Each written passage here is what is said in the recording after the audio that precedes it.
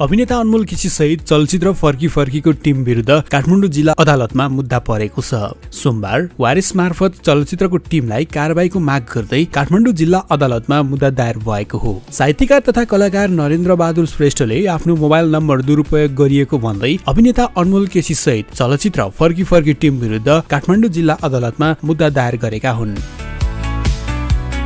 फर्की फर्कीमा अनमोल केसीले अभिनेत्री जसिता गुरुङलाई आफ्नो नम्बर दिएको एक दृश्य छ। उक्त नम्बर साहित्यकार तथा कलाकार नरेन्द्र श्रेष्ठसँग मिल्न गएको छ। निर्माण टिमले चलचित्रमा उक्त नम्बर आफू खुसी राखेको थियो। चलचित्र फर्की फर्की ओटीटी प्लेटफर्ममा सार्वजनिक भएपछि साहित्यकार नरेन्द्र बहादुर श्रेष्ठको नम्बर रहेको खुलेको हो। अहिले उक्त नम्बर सहितको दृश्य सामाजिक सञ्जालमा भाइरल बनेको छ। साहित्यकार श्रेष्ठले चलचित्रमा आफ्नो मोबाइल नम्बर दुरुपयोग गरिएको र यसले आफूलाई मानसिक र शारीरिक रूपमा गम्भीर हानि पुगेको भन्दै उचित क्षतिपूर्तिको माग दाबी गरेका छन्। उनका अनुसार ओटीटी प्लेटफर्मबाट नम्बर हटाउन आग्रह गर्दा पनि हटाइएको छैन। दिनमै सयौं नम्बरबाट फोन आउँदा आफ्नो मानसिक स्वास्थ्यमा गम्भीर असर परेको रिट निवेदनमा उल्लेख छ। साहित्यकार श्रेष्ठले रिट निवेदनमा अनमोल सहित निर्देशक सुयोग गुरुङ, चलचित्र जाँचपाच समिति, सेन्सर बोर्ड, निर्माता लगायतलाई विपक्षी बनाएका छन्। उनीहरूलाई कानून अनुसार सजायको माग पनि गरिएको छ।